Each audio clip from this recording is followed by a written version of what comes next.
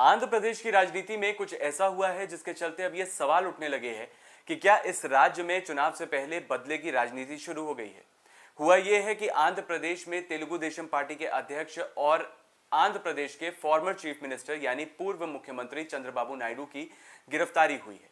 उन्हें आंध्र प्रदेश पुलिस की सीआईडी यानी क्राइम इन्वेस्टिगेशन डिपार्टमेंट ने स्किल डेवलपमेंट घोटाले से जुड़े एक मामले में गिरफ्तार किया है और 14 दिनों के लिए न्यायिक हिरासत यानी कि जुडिशियल कस्टडी में भेज दिया है। इस मामले को लेकर क्यों यह कहा जा रहा है कि यह बदले की राजनीति के चलते किया गया है, पूरी कहानी क्या है, उसे जानने से पहले आपको थोड़ा सा पीछे जाकर आंध्र प्रदेश की राजनीति से जुड़े कुछ अहम बातें समझनी होंगी। लेकिन वो समझने से पहले आपको चंद्रबाबू नायडू की गिरफ्तारी से जुड़ी कुछ जरूरी बातें बता देते हैं।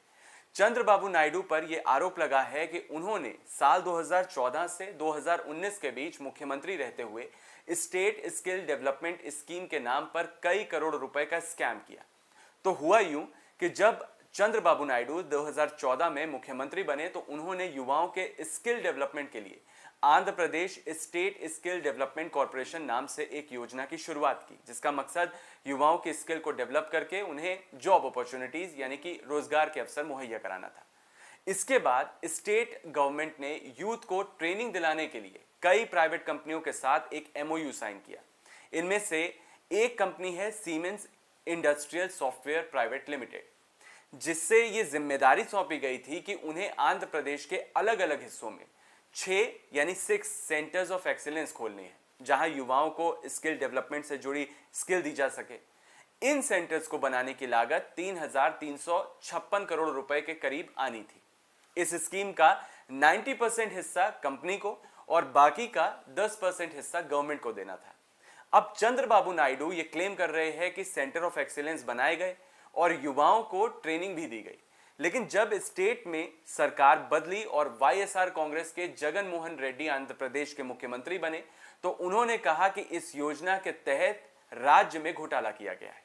इसके बाद जब Andhra Pradesh CID preliminary investigation करती है तो जांच में यह बताती है कि चंद्रबाबू नायडू सरकार ने सेंटर फॉर एक्सीलेंस के लिए सरकार को का 10% हिस्सा, जो कि तकरीबन 3,371 करोड़ रुपए था, वो तो दे दिया, लेकिन सीमेंस कंपनी ने कोई पैसा नहीं लगाया। यानी सीआईडी का आरोप था कि स्कीम में प्राइवेट कंपनी सीमेंस ने जब कोई पैसा डाला ही नहीं तो राज्य सरकार ने 10% की अपनी हिस्सेदारी पहले ही क्यों दे दी।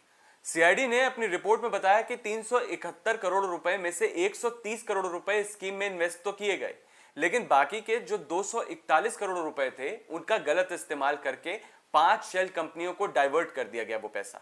इन कंपनियों से स्किल डेवलपमेंट के लिए कंप्यूटर और सॉफ्टवेयर मिलने थे, लेकिन वो कभी मिले ही नहीं और सारे के सारे पैसे को घुमा फिराकर चंद्रबाबू नायडू के पास भेज दिया गया, ऐसा आरोप लगाया सीआईडी ने।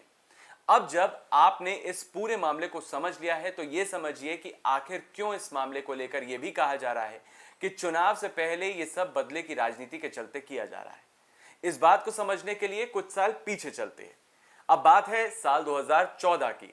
साल 2014 में आंध्र प्रदेश का बंटवारा हुआ, जिसके बाद आंध्र प्रदेश और तेलंगाना दो अलग अलग राज्य बन गए और इन दोनों स्टेट्स का बंटवारा साल 2014 के लोकसभा चुनावों से कुछ समय पहले किया गया था। तब यूपीए की गवर्नमेंट देश में भी थी और राज्य में भी। जब इन दोनों राज्यों का विभाजन किया गया था तब कांग्रेस को यह लग रहा था कि इससे उसे वोट शेयरिंग में काफी फायदा होने वाला है, लेकिन हुआ इसका ठीक उल्टा। आंध्र प्रदेश से जब तेलंगाना अलग हुआ तो आंध्र प्रदेश के लोग इससे काफी ज्यादा नाराज हुए।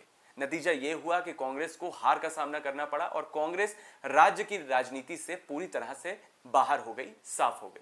और 2014 के चुनाव में आंध्र प्रदेश के गुस्से का फायदा हुआ टीडीपी यानी कि तेलुगु देशम पार्टी को, जिसके चलते चंद्रबाबू नायडू मुख्यमंत्री बने और जगन मोहन रेड्डी राज्य में ऑपोजिशन के नेता बन गए। अब जरा जगन मोहन रेड्डी के बारे में जानिए। जगन मोहन रेड्डी के पिता वाईएसआर रेड्डी थे, जिनके नेतृत्व में कांग्रेस पार्टी ने 2 टर्म में विधानसभा चुनाव जीते थे आंध्र प्रदेश में, 2004 और 2009।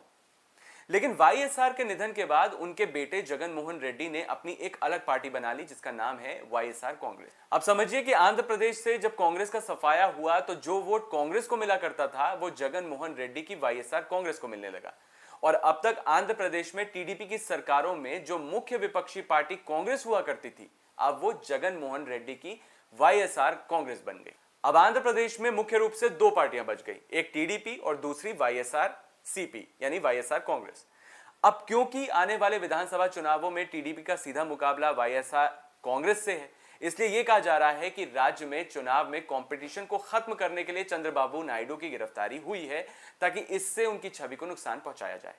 लेकिन कहा यह भी जा रहा है कि चुनाव से पहले चंद्रबाबू नायडू की गिरफ्तारी होने से टीडीपी को लोगों की सहानुभूति मिल सकती है और टीडीपी को इसका चुनाव में काफी फायदा मिल सकता है।